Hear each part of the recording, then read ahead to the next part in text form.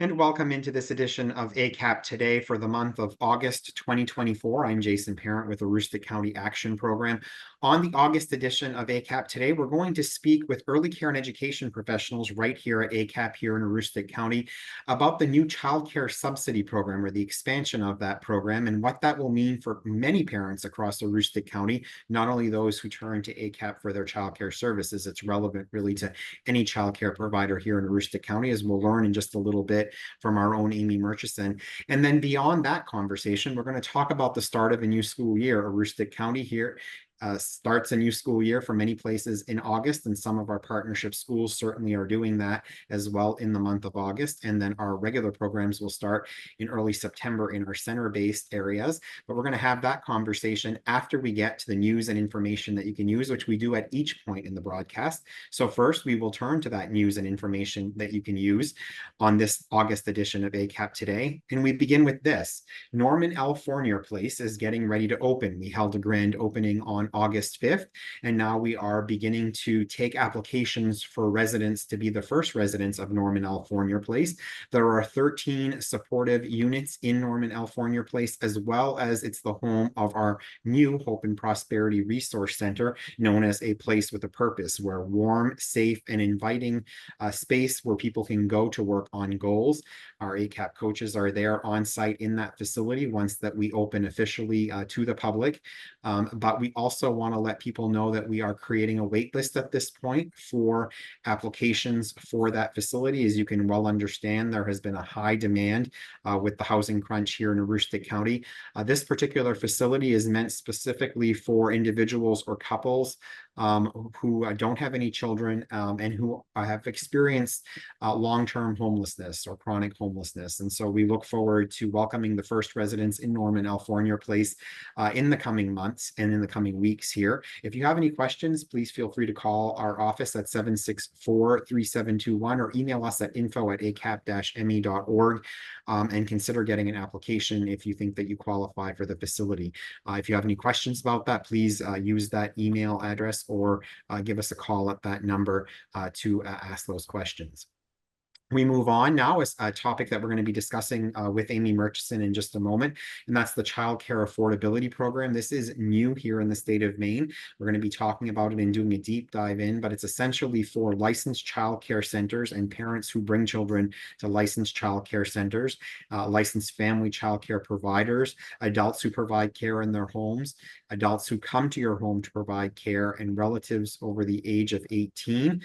We'll be talking again more about that, so I'm not going to go into the deep dive, but we will with Amy in just a bit. You see the income qualification guidelines there for this new program, and they're much expanded from the previous guidelines in terms of childcare subsidies here in the state of Maine. So this is big news. Again, we'll be talking with Amy about that in just a few moments.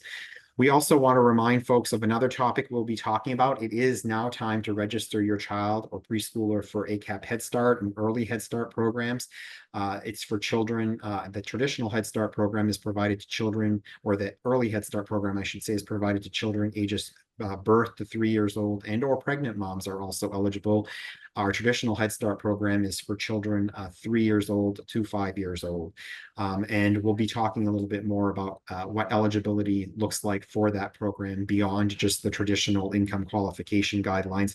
There are some other program eligibility requirements, and we'll be talking about that with members of our team here in just a moment. We also want to remind folks that the WIC Farmer Days are in full gear. This is the time for fresh produce coming out of Aroostook County's bounty. We are holding several of these, actually 3 of them through the month of August, coming up on the 14th and 28th here, and then 2 more in September on the 5th and 18th. They're always held at our 771 Main Street Customer Service Center in Presque Isle near Walmart. Our Farmer Gons Farms is set up from 9 a.m. to 4 p.m. on each of the days listed there. We also have members of our team that do different taste testing and provide easy recipes and do some giveaways each time we do one of those WIC Farmer Days. So we encourage you to stop by the ACAP Customer Service Center near Walmart at 771 Main Street on the dates listed there on your screen. We also want to say a huge thank you to all who participated in our back to school bash on August 1st, and all of the families from across Aroostook County who attended the event. We gave away well in excess of 1,400 backpacks that day, and in subsequent days, continue to get those out to folks across Aroostook County. It was just a heartwarming opportunity to really connect with people. And we are so grateful to all of the vendors who were there, folks that participated in the job fair, and all of the ACAP programs and services that put on just a wonderful activity and event for our community. Our thanks to all of them, and we look forward to our back to school bash and job fair in 2025. I'm sure we'll be sharing information on that with you as time goes on, but I certainly appreciate all of our business partners and the like who donated to help make this event possible, to help us stuff the backpacks, to provide the backpacks, and just to have a wonderful event. Thanks to all of you. If you're ready to launch your next chapter, we had a job fair here at ACAP, but you can go beyond that, and that's working with our team here at ACAP, our team of coaches around some of the workforce development areas that we have. And one of those is the Quest Grant. The Quest Grant really helps individuals who are looking to enter or re-enter the workforce by offering a variety of support, such as childcare assistance, travel reimbursement, personalized job search coaching, related tools or equipment that you might need to get into a profession, school supplies if you're continuing your education to be able to access that career. We also provide work clothing assistance, car repair assistance, which I know is huge for folks right now, and help with a 2-year or associate degree program through mostly community colleges, but also through universities as well. There's more to it than that, and we certainly encourage you to visit us at our customer service center in Presque Isle or call us. We do offer this service across Aroostook County. Call us at 764-3721 or email us at help@acap-me.org to learn more about our workforce development programs, including the Quest program that we are now offering for individuals looking to enter or re-enter the workforce. We also want to remind folks out there, as you may have been hearing if you're a Maine Care customer, that renewals are due by October 31st. So if you can get ahead of that, that would be great. If your child is under 21, they may be eligible for Maine Care. If your annual income before you pay taxes for a family of 2 is $59,000 or less per year. For a family of 4, that number jumps to $90,000. So if you want more information on potentially enrolling in the program, you can go to mymainconnection.gov. You should also use that website to do your renewal form by October 31st. Again, that's the deadline coming up for that. And we also have navigators here at the agency who can do work with you for the open enrollment marketplace, and they can also help you with your enrollment for Maine Care if you need that assistance. So please do give us a call, but otherwise please go to mymainconnection.gov or call 855-797-4357. We want to again remind you of a service that is offered through the state of Maine and that our prevention team members are encouraging you to take access. These are some of the supports for individuals looking to quit nicotine or tobacco products. There's the Maine Quit link, the My Life, My Quit. That one's specifically for youth ages 13 through 17. And our ACAP community educators are also available to help connect individuals to quitting resources. You can contact us again, 764-3721, or at prevention@acap-me.org to see how we can help on your journey to being tobacco-free. And finally, there are many other programs and services offered not only here at ACAP, but in some of our community partners across Aroostook County. And sometimes it's difficult to know what those are and which ones you're eligible for. So we encourage you to contact us so an ACAP navigator can work with you on that eligibility. Our number is 764-3721. And we encourage you to reach out to us if you are in need of any assistance at this time so that we can see what programs that we might be able to match you up with. And that's the news and information that you can use again for the month of August 2024. We are now pleased to be joined by 4 of our professionals in early care and education. Our first guest is going to be speaking about what we just talked about, this new expanded subsidy program, and that's Amy Murchison. She's a program coordinator. Welcome, Amy. Nice to have you. Thank you, Jason, for having me. It's nice to see everybody here today. And then three of our team members in leadership in early care and education, Elena Sear, who's been on this program, I think a year ago at this time. We talked with Elena, and Leslie Ramsey. It's nice to have you back as well. And a new face to ACAP today, Jen Crawford. Welcome to the three of you. All right. Well, Amy, I'm going to start with you because all of the buzz right now in childcare is really about how we're helping families to make it not only more accessible, but more affordable. And there is a recently set of past legislation that's now going into effect that essentially institutes a childcare affordability program, which vastly expands subsidies for parents here in the state of Maine to help make childcare more affordable. Can you tell us about this new program? Sure, Jason. It is called as you said, the Child Care Affordability Program, formerly known as Subsidy. They have expanded the eligibility. It is now what's called 125% of the state median income. Prior to this new program, it was 85% of the state median income would be the income you would qualify for a subsidy. So it's increased significantly here in the state. So that opens it up to so many more families who weren't eligible prior to July. July is when the new rule went into place, and the increase in income families could have and still qualify for the Child Care Affordability Program. It's a awesome program. Parents can apply through the Department of Health and Human Services. They want to make sure that their child care provider is licensed and accepts the child care affordability program. So they're going to want to reach out to their provider and ask those questions. And that's really important because we want to make sure that your provider accepts those what's now called the CCAP, or Child Care Affordability Program payments. Now, Amy, I want to sort of go over what we're seeing here on the screen because Sure. we'll go into just a moment. We'll go into the actual what the financial eligibility requirements are, because you certainly mentioned the change, but it will be helpful to sort of share with folks what those numbers actually look out to be, so folks can compare that with their household income. So talk about this because it's saying, you know, the list here includes obviously licensed childcare providers and family care providers, but it goes all the way down to relatives over the age of 18. So is it in fact that these, these 6 or 5 bullet points here, these types of individuals would be eligible for a household to apply to receive the CCAP payment to be able to help afford their childcare for any of these elements? Yes, the parents would need to complete the CCAP application and work with the Department of Health and Human Services around payment to whoever their provider is. And it will mean maybe the provider has to do some paperwork and submit it to the Department of Health and Human Services to make sure that they can accept those CCAP payments. And so the payment, once all of that is gone through, the payment would go from the state to the provider, not through the household, correct? Correct, Jason. It goes directly from the state to the provider.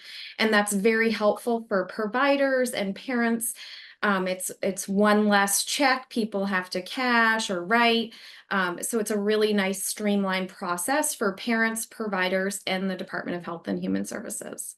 No, Amy, it's a program that provides supplement though, correct? Or does it in some cases cover the entirety of the cost of childcare? Help folks to sort of understand what we're looking at in that regard. Sure, Jason. So when a family applies and completes the application, submits proof of income, the CCAP program will review that and determine if there is a parent fee. And so oftentimes the parent fee is a reduced number from what they would pay, whatever the licensed child care or the child care provider's fee. So it really helps reduce the parent fee down to sometimes $35, $55, $85. So it can really help support parents and reduce their cost every week for childcare. which is absolutely huge. Okay, let's go over, you had mentioned what the sort of threshold has raised to, but let's look specifically at what those numbers mean for folks, because I think as folks are going to look at this, many households in Aroostook County are likely within the eligibility guidelines. Isn't that correct? Absolutely, Jason. And I think what's also really important for people to know is if parents are engaged as in employment, or if they're attending school or job training or retired, to apply, you may also meet the eligibility criteria for this childcare affordability program. And looking at the income guidelines, so a family of four can make up to $130,898.75 and still qualify. That's a pretty significant increase. It was around 89,000 prior to the rule change, so it's increased significantly, which opens up opportunities for many more families to apply. Now, when you say that they can qualify, obviously, is depending on how high or close to that threshold of the almost $131,000 there, would that determine the percentage paid through the subsidy? Or is it if you're under that amount, it's a full subsidy? Help folks to understand that.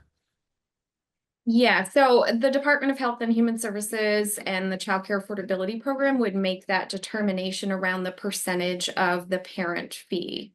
So I don't want to speak to that in case Certainly. I'm not correct. Yeah, certainly understand. But there is a resource available. Obviously, there's a telephone number that we just had up on the screen there for DHHS and a website as well, that folks can reach out and ask questions similar to that. Absolutely. We would really encourage families to reach out to the Child Care Affordability Program for those very specific questions. They'll be able to answer those and get you that correct information very quickly. Now, lastly, Amy, before I let you go on this particular topic, sort of bring that home here to folks at ACAP and families that have children enrolled in programs at ACAP. How are we working with families to administer this, and what does it mean for ACAP for families that as we help transition some to receiving subsidy payment like this, for example, and an overall cost for households? Absolutely. So ACAP is one of many childcare providers here in Aroostook County that accept the Childcare Affordability Program. And we have staff located throughout our program and the agency that can support families in completing the application, answering kind of any of those questions, and making sure that they have the email address to submit that application directly to the Childcare Affordability Program. They're very responsive, and oftentimes families find out if the application is complete and all the paperwork's together. It's a very quick turnaround. Within a couple of business days, a family may know if they qualify and what their parent fee will be. Excellent. Amy Murchison, anything else on this topic that we haven't talked about that you want to make sure you get out there for folks before I let you go and then transition the conversation onto our own ACAP programs and start of our new academic year here? Yeah, another piece of that child care affordability program is for staff who work in early care and education, who work in a licensed child care facility, may be eligible for a subsidy award. And we really are encouraging staff who work in childcare to also apply. There are, through this legislation, it's to support, staffing in childcare. So if someone works in childcare and they have a child who is attending a licensed childcare, we really encourage them to apply. There are funds out there to support their childcare fees. We've been working with the staff here at ACAP to apply for that program. And certainly if they have questions, Jason, around that as well, they can email ACAP and we'll make sure they get the answers.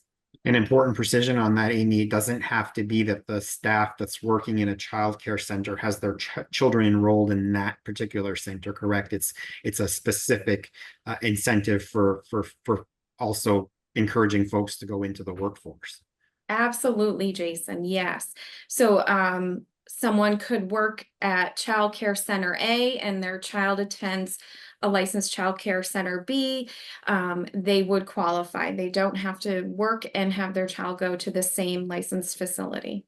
Important precision. Thank you so much, Amy, for joining us to specifically talk about this topic. It's one that I know a lot of parents are very interested in, maybe haven't heard about yet. We want to make sure that they do hear about it and help them understand what the positive in this particular case ramifications will be for many households as it relates to the child care affordability program here in the state of Maine. Thank you for your expertise and thank you for your time on this topic. We'll let you go and transition onto our other topic with our other guests. So again, thank you, Amy Murchison.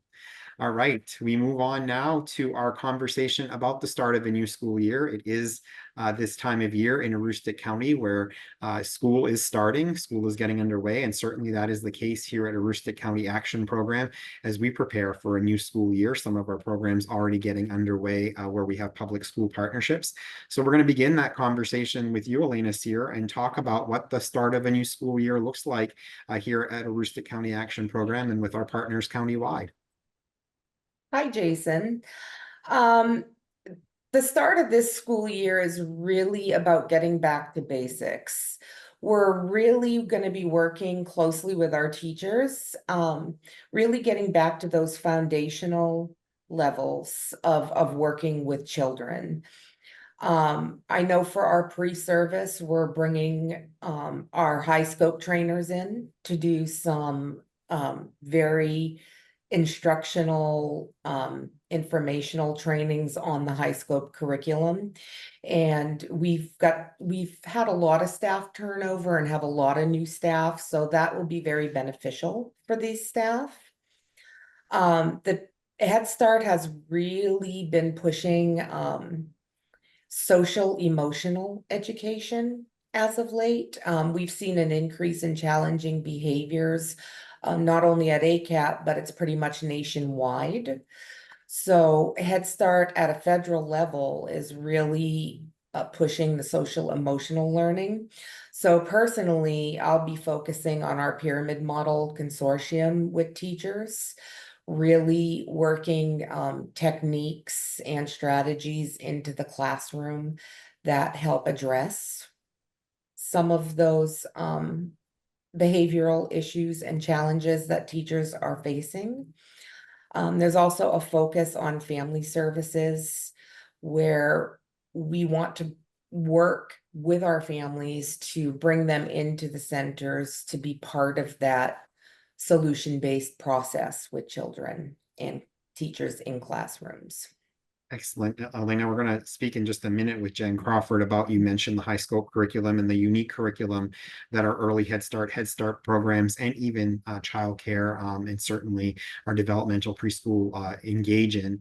But I want to turn it over for a moment to Leslie Ramsey, who's going to talk to us. We talked about eligibility for the new childcare subsidy program here in the state of Maine, but I think many folks need a sort of refresher on what eligibility is for a Head Start or an early Head Start program, because although the income qualification guidelines are much more restrictive than they are for the child care subsidy program, there are some other opportunities for families to get children enrolled in Head Start and early Head Start programming. So Leslie, why don't you take us through what that looks like?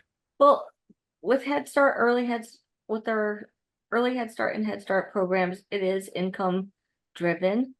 But to qualify for that, it can be a variety of incomes to begin with. So it's not just looking at income, it's also looking at the sources of income.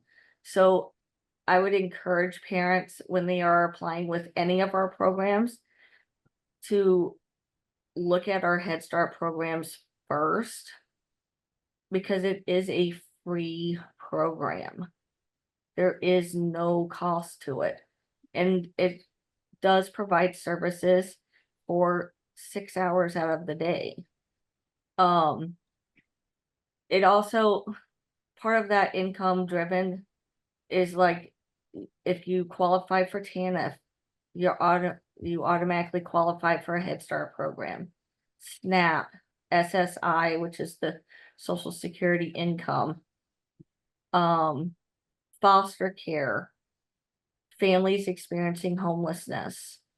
All of those qualifications would allow your child to attend a early Head Start and Head Start program. No matter which program your child is in, I think it's very important to know that your child is, whether it's early Head Start, childcare, even within our early intervention programs, which is our programs for children with special needs, your child is still going to receive an education for school readiness. Mhm. And through that experience of school readiness, we're going to be working with your child on developing social emotional skills, developing cognitive skills, developing health and physical development. It's a whole child approach with children making choices that are small choices and child driven choices. And you don't have to live in a certain area of Aroostook County to receive services for early care and education. We have programs from Dyer Brook to Fort Kent. And we have several partnerships up in the St. John Valley, along with partnerships within our central location and our southern location. So part of those partnerships is with our pre-K partnerships at the public schools. We're able to also capture Head Start eligible children at those public schools based off of those income requirements as well. Also within our partnership with CDS, we're able to capture Head Start eligible children within CDS, which is Child Development Services, for children that have special needs, and to provide foundational skills that children need to enter school. Good. I'll come back to you, Leslie, and we'll talk about where those programs, those partnership programs are, because I think it's critical that folks understand the proximity to them. I do want to transition now to Jen Crawford, the newest member of this team, to talk with us. You sort of got into talking about some of the very critical components of the curriculum. It's a high scope curriculum that we just spoke about. Jen, talk about that. You are a public school teacher who has come to us here in recent months, and you're very well versed in curriculum at levels into the middle school level and beyond. Tell us about what you're noticing about the curriculum for children in Head Start programs, and in ACAP programs altogether, and why that is such a benefit and a boon to the children in these preschool years. Thank you, Jason. I have worked in the public school system for about 24 years, and I worked with everything from early childhood all the way up to high school. And the one thing that I can say based on that experience is that early intervention is key to a child's success. And the high scope model that is incorporated through ACAP is by far the strongest curriculum that can prepare our kiddos for not only preschool and kindergarten, but all through their school career and beyond. It establishes structure and routine for them that is so important for their predictability, their sense of safety and security. It encompasses positive discipline and problem solving. So children learn how to successfully interact with their peers and to resolve any conflicts. They have the opportunity to have so much creativity and imagination in their play throughout the day because there's no screen time that is incorporated into their day. So as we all know, we're in a generation where kids are exposed to a lot of screen time, and this gives them opportunity throughout the day to participate in things such as music and movement and outside time. And they have choice in their playtime, which allows them to really encompass their imagination and also critical thinking skills as well. So all of these things come together to create a system that really focuses on a child's strengths, interests, and needs, that really focuses on their social and emotional development, and also gives them the tools that they will need when they do enter the public school system. Excellent. Now, Elena, I did hear you speak a little bit, and certainly Jen reinforced that about, and we've heard it from teachers, not only and educational professionals, not only in our programs here, but extending up into the public schools, about the challenges in this sort of like re-entry from the pandemic environment of sort of extenuating circumstances that have added to sort of classroom behaviors. How does the curriculum and the sort of design of back to basics, as you shared about this school year, lend itself well to sort of hopefully working through some of the challenging behaviors that classroom teachers and others are seeing here at ACAP and in public schools?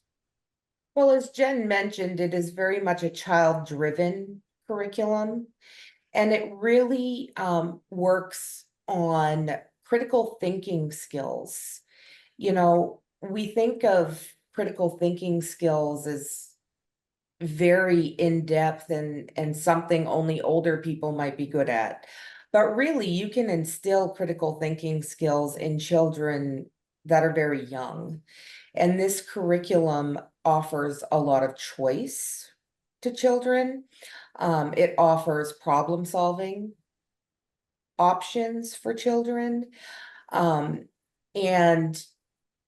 it just really helps develop those skills from a very young age. It's also a tiered system. Like I spoke earlier of the pyramid model. It's a tiered system, and we're going to be focusing a lot on the foundational levels of that, which are routine, building relationships with staff, building relationships with family. Those are the key structures that children need in order to regulate emotion and maintain in the classroom. And those, when we were going through the pandemic, there was a lot of focus. The focus was health and safety. That's where the time and energy was focused on. We've got to kind of rein teachers back in now to those foundational levels of, you know, high scope of the pyramid model, and really get that structure back into the classroom so that we can focus, like I said, on the critical thinking skills and the problem solving, and the development in those areas of young children. Leslie Ramsey, if folks are out there listening to Elena, Jen, and yourself speak about, gosh, this is something that I really would like to see if my child can take advantage of. As you noted in your first response, it's not just where you sort of see the brick and mortar ACAP buildings in Holton, Presque Isle, Caribou, up in Fort Kent, that children can access ACAP programs. There's transportation services, but there's also public school partnerships. So sort of take us, if you will, either up or down Aroostook County, and share where we are co-located or located, and how children and families can access those services. So I'll start down in the southern region of Aroostook County with Dyer Brook. We are located right within the Dyer Brook Public School. It is a partnership program for 3 to 5 year olds. Transportation is provided. So if you live within that Dyer Brook school region, you're eligible to go to the school, fill out the application, and to seek those services right there. Up in Holton, we have our brick and mortar building, but we're also partnered with the Holton School District as well. And again, the same way with Presque Isle. We're partnered with SAD1 through that with them. Going further north to Caribou, partnered with RSU 39, and that's the Caribou School District, but also with the Limestone Community School. So even those school districts right there. And then as we go further north, we have our brick and mortar building in Fort Kent, but we're also partnered with Madawaska, Frenchville, and Fort Kent Public Schools. Every partnership at the public school looks a little different. So I would really encourage parents, anyone who is interested in those pre-K partnerships and pre-K services to really reach out to us and seek out some of those questions that you may have about those programs, because every school looks different. The one thing Head Start has really pushed is those partnerships and building relationships with our community schools. And as we know, there's a lot of community schools within Aroostook County. And it doesn't mean we're going to stop with just those ones. Great. It is our hope to have a footprint in a lot of our school districts. Head Start brings in a lot of opportunities for families to be engaged within the school. And it's one of those foundational pieces that even at the state level, they're trying to figure out how to get more families involved in the public school system. Indeed. So Leslie, thank you so much for that. Jen, we talked with you last about curriculum, but help folks understand what Leslie was talking about in terms of public school partnerships is largely on the program, that the legacy program that everybody talks about and thinks about as Head Start, which was formed 60 years ago as part of the war on poverty and the signing of the Economic Opportunity Act, which we celebrate the 60th anniversary for on the 20th of August of this month. So that program is certainly well known and thought about by a lot of folks, but ACAP has more than just the traditional Head Start program. Can you take us through what early Head Start is, what the intervention program's about, and then obviously we talked about traditional childcare as well. Well, as Leslie and Elena had mentioned, we do currently partner with Child Development Services. Child Development Services can go in with children from infancy and conduct screenings and make recommendations as far as any type of services that need to be implemented for them. I personally really like the fact that Head Start is partnering with the school systems because I think ACAP brings a lot of strength and resources to these locations that they may previously not have had exposure to. Right from infancy, we work to incorporate the high scope curriculum into all of the classrooms. It doesn't have to necessarily be through the early Head Start or the Head Start program.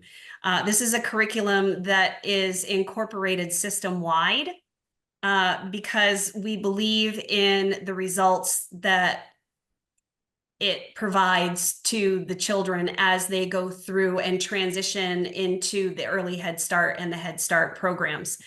I think high scope is one that transitions well into the school system. I think by the time they reach that level, they've got a lot of tools in their toolkit, both cognitively, socially, and emotionally and behaviorally. I personally have seen kids come leaps and bounds by using the high scope curriculum and by incorporating the services that we have through CDS.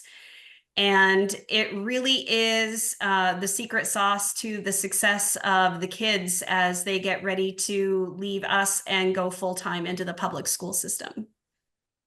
Thank you, Jen. Let's just do one more sort of tour around the Zoom room here and check in with everyone. Is there anything that we haven't talked about in our time together related to the new academic year, new school year starting here at ACAP, or any of the related matter that you wanted to make sure people knew about? So let's go in the same order. Elena Sear, I'll start with you. No, like I said, it's just there's a really big push on mental health and really getting parents more involved and into the centers and getting back to those foundational levels. Leslie? I think I would remind parents and anybody listening is that those first teachers are you. And really think about the fact that you want to provide your child with the best success, and reach out if you, because we do have openings at all of our location for Head Start and early Head Start. That's great to know. So how do they do that, Leslie? We want to make sure we give them that information. So you can go online. There's an application online on acap.org. And under early care and education, you'll see application, click on it, and you can fill out the application there. If you do live in a community that has a brick and mortar building, you can stop in at any time and do it here at our buildings, which is located in Fort Kent, Caribou, Presque Isle, Holton. When you do go into any of our schools with partnerships, you'll fill out their application and we get automatically we'll get a copy of their application, and it's one application, and we share the application between our programs. So it's not duplicating applications. So I will also note for folks out there this year, if you're coming into ACAP for an appointment, be it a WIC application or a WIC appointment or a home energy assistance program appointment, if you have young children that may be eligible for these programs, the opportunity to have that application at least started at that point will be there for you this year with our new agency intake process. So that may also be a help for folks. Again, as Leslie pointed out, go to acap-me.org. And go to the early childhood education section of the website for the application online if you'd like to complete it that way, or give us a call or walk into one of our facilities across Aroostook County. Jen Crawford, I will say that when you do fill out the application, it does not allow you to put income in. So we would contact you for income verification. Excellent. Thank you, Leslie. Appreciate that. Jen, last word is yours on anything that we haven't talked about that you want to make sure we get in. Yeah, I think one of the most important things that I have found sets ACAP apart is the amount of support that it provides. Support to our parents and families through our family coaching system, support for children through the different resources such as child development services and things of that nature, and even support for our teachers and staff. I have not ever come across an agency that has such a level of consistent support for its educators through the coaching teams, through the management teams. It's all hands on deck. And whether it's from a teacher aide all the way up to the program director, if there is a need, it is met swiftly and met with a very knowledgeable staff. And I think that really helps shape not only the agency, but it helps at the end of the day really give all the resources where we are really focusing them, which is on the children. Thank you, Jen. Thank you for adding that, because we haven't even really talked. We just hit the tip of the iceberg on family coaching, which is another program topic altogether for another day and another broadcast, but a great opportunity to mention that and include that, because it is true that there's a robust level of support for families, but also for educators here at the agency. So thank you for mentioning that. And thank you to you, Lena Sear, Leslie Ramsey, and Jen Crawford for joining me on this edition of ACAP today. Hang tight for just a moment, and our viewers, before we leave you, we want to share with you our snapshot, our highlight snapshot for the month of August. And we go back to last month for this highlight snapshot, where in July, we were fortunate to be visited by colleagues from away. These are 10 leaders from Community Action Partnership of Ramsey and Washington counties in Minnesota, in the St. Paul, Minnesota area, who were recently here in Aroostook County learning about our work here at ACAP, including what Jen Crawford just spoke about, the family coaching and the model and the structure that we use to surround that here at the agency, and how we've transformed the agency in the past 7 or so years to adopt that whole family approach. So we want to thank our visitors from Community Action Partnership of Ramsey and Washington counties in St. Paul, Minnesota, for traveling out here. We look forward to continuing our connections with them as we move forward and they advance their own work out in St. Paul. It was our pleasure to host you, and we look forward to seeing you at another point down the road. For now, that's this month's edition, the August 2024 edition of ACAP Today. We'll be back in September with a brand new edition focusing on a brand new topic, and we'll see you then. Until then, have a great rest of your month, everyone.